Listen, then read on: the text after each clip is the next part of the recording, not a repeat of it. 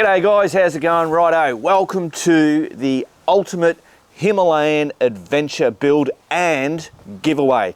In this video, I'm taking it off-road into the proving grounds for the very first time. Won't stuff around, let's get out there and I'll explain what I'm doing. Actually guys, there's one thing I'm really loving about this bike. You turn the ignition on, you hear the pump bloody, righto, we're ready to go. Compared to bloody Max or the Postie bike, bloody brilliant.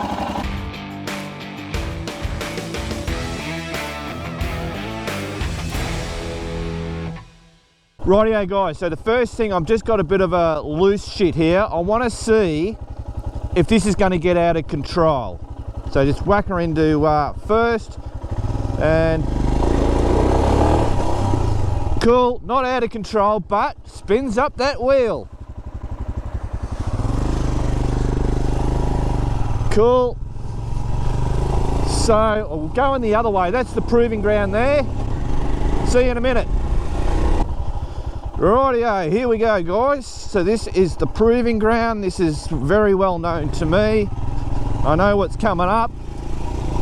Do a bit of standing. I'm actually impressed with the standing position. If I had risers, I reckon it'd make it just a little bit better, but it's really comfortable to stand up on this bike. Now, I don't have protective boots. I mean, I've got work boots on. I've gone the bloody wrong way already. I've just got my normal work pants on. So this, all we're doing is getting to know the bike. That's all I want to do. See, hey, how it feels, and man, that felt bloody good. That was a little bit of a jump. Right, now we're on the normal track. They come around here. Like, there was a scrape on the peg there. We're only in first, down, standing up. Now what we're going to do later, but not in this one, is we're going to handle some of these more extreme stuff, but I want to do that in most probably the next video or one a little bit further on.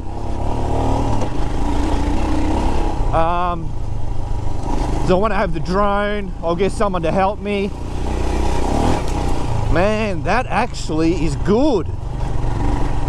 That's better than some of the bikes that I've taken a lot of different bikes through here. First up, the thing that I get is I'm nearly overconfident on this bike. I know I can twist that throttle and it's not just going to take off crazy. So beginners, brilliant. They're not going to get themselves into trouble. But I mean, see that? This is the thing. It's how you ride a bike, as to whether it's a beginner bike or not. Now I can feel that ABS. The ABS button is turning it on and off at the moment is a pain in the ass.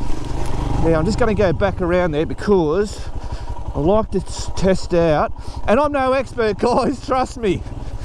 But I know, you know, I think I know what I'm looking for.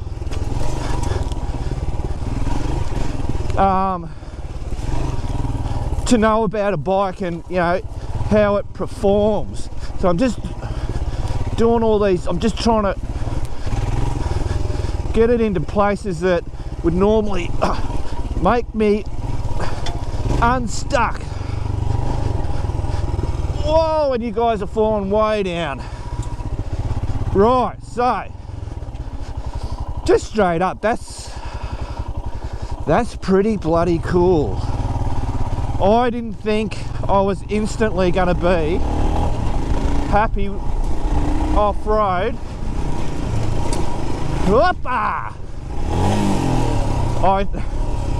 Whoops, that was me, my foot hit the gear lever.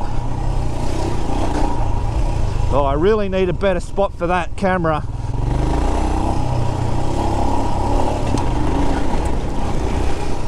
Far out, get out of town. What the hell are people fucking talking about? I never took this off-road. I only did the reviews on-road.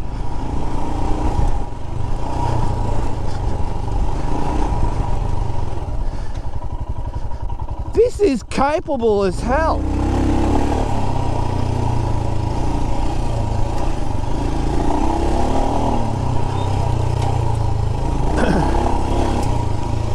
No problem whatsoever.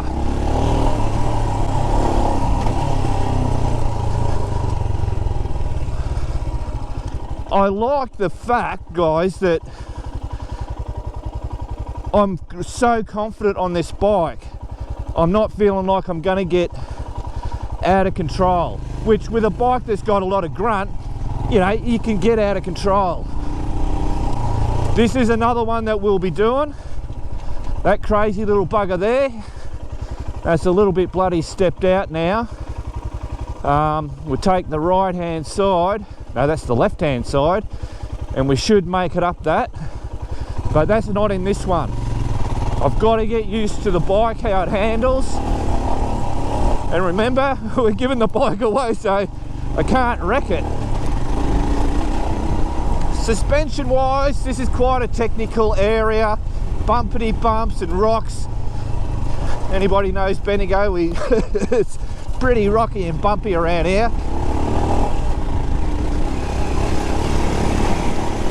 Wow. But this is impressing me to no ends. There's a big smile on my dial, you can't see it, but wow. I love that. I love it, guys, when you get surprised.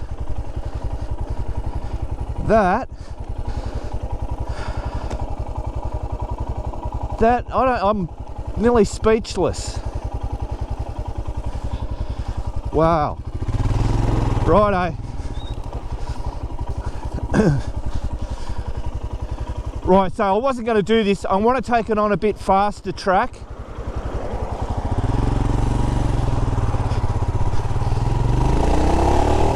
Because we went through that way too quick.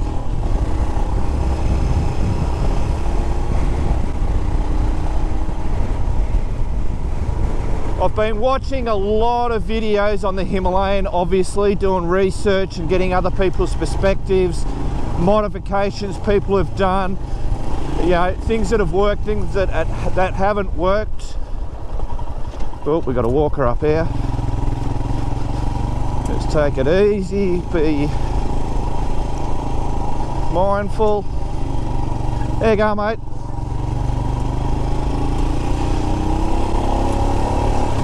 That was old mate and his two dogs.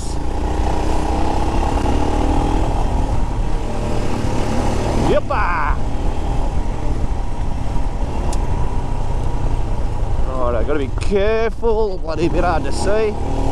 Down a gear, what are we in? Second. Yippa! Yep. That was in third. Could still be in second, fixing this bloody camera up. Right down, kick it in.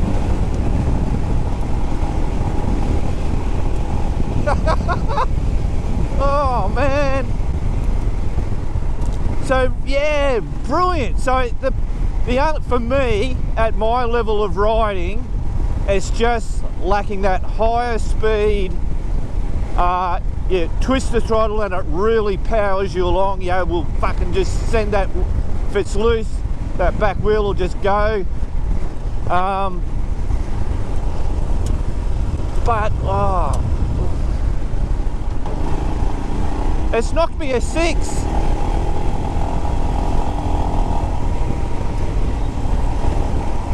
It absolutely has knocked me a 6. Stepping it out at the back. Right, up. Bloody brilliant. Well, there you go, guys. Oh, I might as well bloody just go the rest of the way. We'll head home the back way.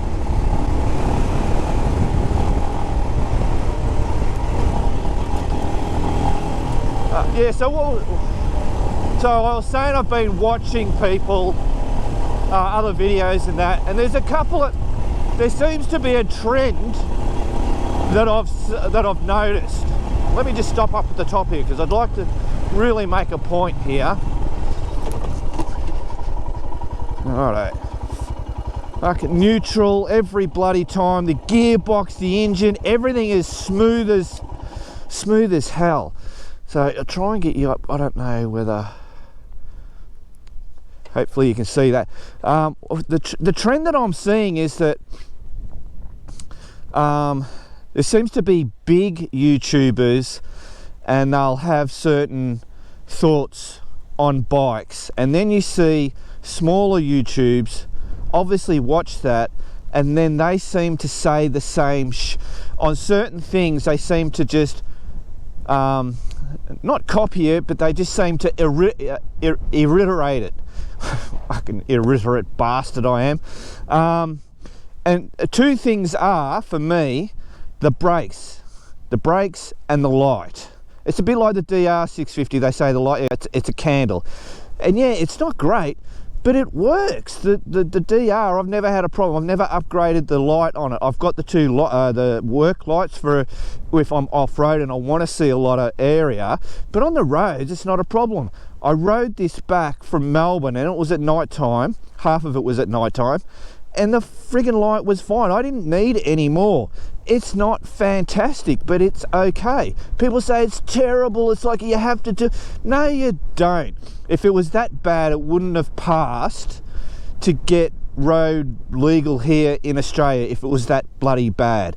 The other thing is the brakes, and that pisses me off. They say they're terrible. Oh, change the pads and, oh, you know, upgrade. They're only a 2-piston on the front. Fuck. This bike pulls up. You hit the anchors, it pulls up. 2 fingers, nothing crazy. I don't know where these people that, or the bigger guys must be coming off GP bikes or something, and then they ride this. It's like riding this and then going to a postie bike. Yeah, the light's terrible. Yeah, the brakes are terrible. They're not really terrible. They're bad, but they do work. You just got to be mindful of it. But this, terrible is nowhere what they are. They're okay, they're fine, they do the bloody job. I wouldn't upgrade the light on this, and I wouldn't, apart from if I wanted to put a, let's just keep going. What do you call it? LED maybe for having less power draw, if I was going to be hanging a lot of electrical shit off this. But I will put the floodlights on, because that's great when you're out in the middle of nowhere going down some dirt road. You want a lot of spread. You want to see the dips and fucking, you know, bits and pieces as much as you can. But for on the highway, I wouldn't change it. It bloody no problems whatsoever.